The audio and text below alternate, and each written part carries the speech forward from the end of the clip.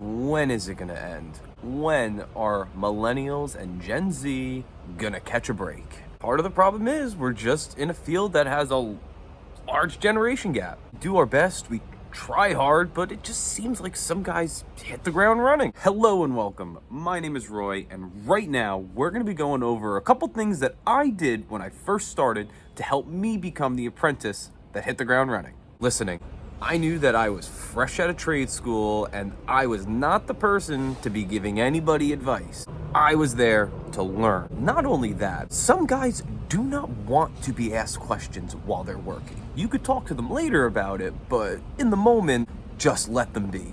There were so many times I was watching somebody do something where I'm like, there is just such a better way of doing this. Why are we doing it this way? I didn't say anything. Might have been a faster way, there might have been a easier way, there might have been a cleaner way. I just did as I was told. Listening really helped me pick up on terminology too. I heard what guys were talking about, and that really helped me when I was working with them to know what was going on. Now this could roll us over into our next point. What happens when I was confused? There was so much being thrown at me right off the beginning. I didn't know how to take it all in. I thought to myself, there's no way I am ever gonna understand this, or it's gonna take me at least 2 or 3 years to get this. Instead, I would go home and I would do research. Google and YouTube are fantastic resources nowadays for all sorts of trade-related work. While I was in school, I heard this term three-phase, and I had no clue what it was, and I didn't think it was really gonna pertain to me. Oh, sure enough, I get out into the field and everyone starts talking about three-phase, and I'm like, I don't know what this is. What am I gonna do? Brush it off? No.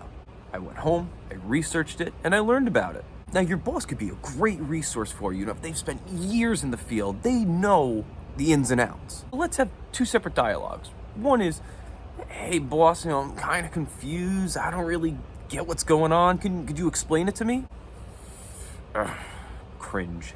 Or what about, hey boss, I was really confused on this yesterday, so I went home and looked it up. Could I just talk it over with you to make sure that I'm understanding it properly? I know you're probably thinking I'm a brown noser, so go ahead, leave your snarky comments down below. It's okay, I can handle it.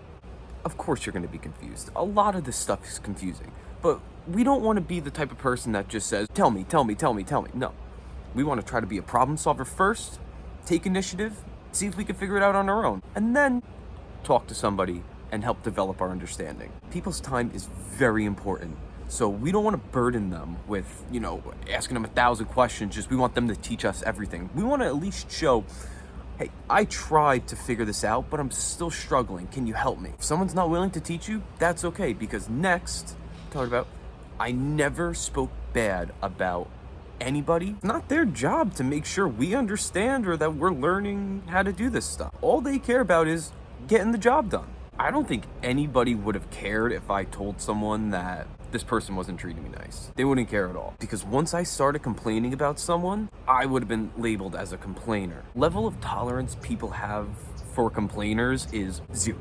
Not basically zero, it's zero. I don't care that person was mean to you. Just pass me the channel locks. I felt like I was being tested every single day, every single job I was on. Whether that was how well I was listening, was I gonna say anything bad about someone if they left the room? If someone started to try to push my buttons to see if they could get me to do it, or just to see how much I could take before I cracked. But more importantly, if I could be trusted, so that I'm not gonna run to the boss if someone's giving me a hard time to have them deal with the situation. That would have been game over for me. It takes time, but eventually it passed, and now I'm part of the team. It's not personal at all. You show that you're capable of handling it, that's when responsibility starts. I took on as much responsibility as I could hold. Even if it meant going out of my comfort zone, when I had to pick up a boiler, drop it off, and help install it. I've never been to a supply house. I didn't know what I had to do. I didn't know who I had to talk to or anything. I was really nervous, but I wanted the responsibility. If I make a mistake, I have to own it.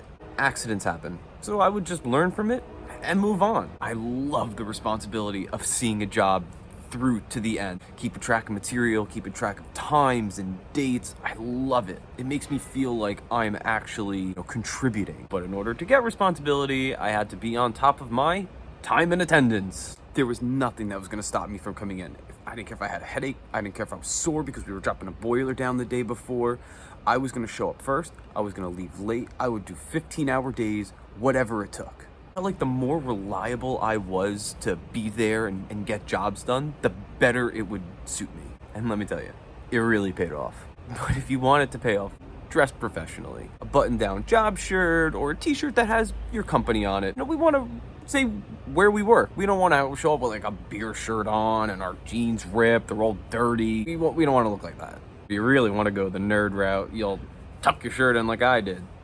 I just wanted to look the part. I wanted to look professional, and I wanted to be the person that if I was having someone come work at my house, that's who I would want. Because good help is hard to come by now. It would help anybody whenever they would ask me. I don't know if that's part of the generation gap where the older generations don't really like to ask for help. They would just rather struggle through it on their own. So sometimes I wouldn't ask if they needed help.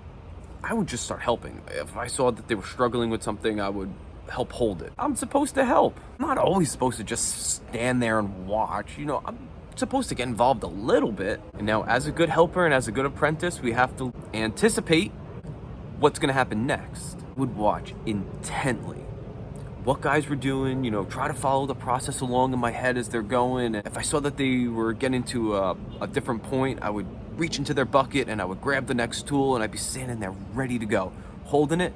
So the second they turned around, I could hand it to them, they could take it, and they could just start working. And sometimes that was met with, "What are you doing giving me that?" To which you respond, "What can I get you?" I knew that the more I helped and the more I got involved, the more I would get my hands. I would learn more by doing these things. Also, there were times where, there wasn't really much for me to do, so I would take it upon myself to start bringing tools back to the truck that I knew we were done with. Or if there were boxes, I would start breaking them up and start cleaning around and throwing stuff out. I felt like I was really good at anticipating this kind of stuff. And I felt it was really important to do that because I would hate to get to the end of the job and now we got to clean up and now we got to bring stuff to the truck. If I could do it during the process, while I'm not really doing much, it'll just save us so much time and I can go home earlier. Unless you want the overtime, then it might not be a bad idea. But that brings me to my last point. Like I tried to do with this video, I tried to put 100% effort into everything I was doing. Whether that was being a great listener, whether that was taking on responsibility, dressing professionally, all the points that I've talked about, I tried 100% to make sure I did everything right. Tried my best. And sometimes your best isn't going to be good enough. That's okay. No one's expecting us to be perfect. We're not miracle workers. We're just tradesmen. Now when I'm on jobs and I look around, I see people that are putting in 100% effort or even 50% effort. You could see the difference. There is nothing worse than having someone that's supposed to help you and they don't help you. I don't know what to do. What am I supposed to, find stuff for you to do? I'd rather just work by myself. Thank you for the view. If there's anything you'd like me to elaborate more on, let me know. Maybe I could make a video specifically about that topic. But right now, I gotta run because I'm running a little late for work, and we'll see you next time.